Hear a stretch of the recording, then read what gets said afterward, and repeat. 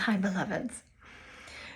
This weekend at the congregation I serve, the Unitarian Universalist congregation of Gwinnett, we're spending some time in quiet contemplation and connection with our beloved dead.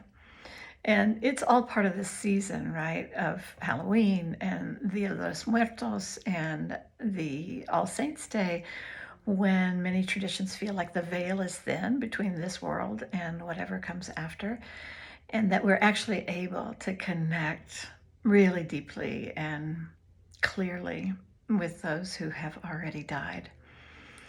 I love in this tradition that I get to serve, I love the way we do a celebration of life, where for me, it's all about trying to bring the full personhood of this person who has died into the room and to see them as the whole person they are, and to remember those parts of their lives that's their legacy that is now ours to carry forward. So one of the things that I'm doing, the fall is a season when a lot of the anniversaries of the deaths, closest deaths in my family and in my life happen. And this year in particular, I'm thinking about how am I carrying forward the legacy of these people? And also of other kinds of ancestors whom I love and admire. So let me see if I can do this fairly briefly. From my mother, I want to live her curiosity and her compassion for people. She had a kindness. She was much quieter than I am. She was an introvert and a big reader, but she had a gentle love for listening and for connecting with folks. I'd love to have that, hold that quiet space that she held for other people. From my father, he was really quite a character. And from my father, I want to bring forward the twinkle in his eye when he thought he might be able to, I don't know, make somebody laugh or play a little game. There was a mischief about him that was delightful. It was full of life and was based in love and a desire to be loved. I want to have that mischief in me too. From my nephew, Dave, he was a seeker.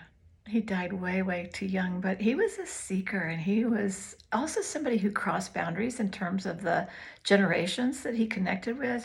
He sat in a religious circle, a Bible study, I think, with his professors when he was still in college. And so that multi-generational connection and that willingness and desire to have deep conversations, I'd love to have that be part of me.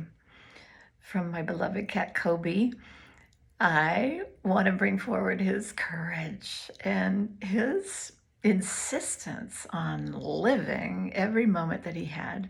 He was still jumping and leaping, even if he had to crawl up my clothes in order to get up onto the higher shelves in the closet. He was still finding ways to get to the places where he felt safest and most held and most loved.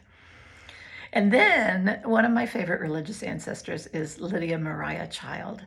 She was a white woman in the 1800s who was a writer and an activist. She was an early abolitionist. She really believed that slavery needed to be abolished, and she was fascinated. She wanted to connect across lines that society drew so starkly.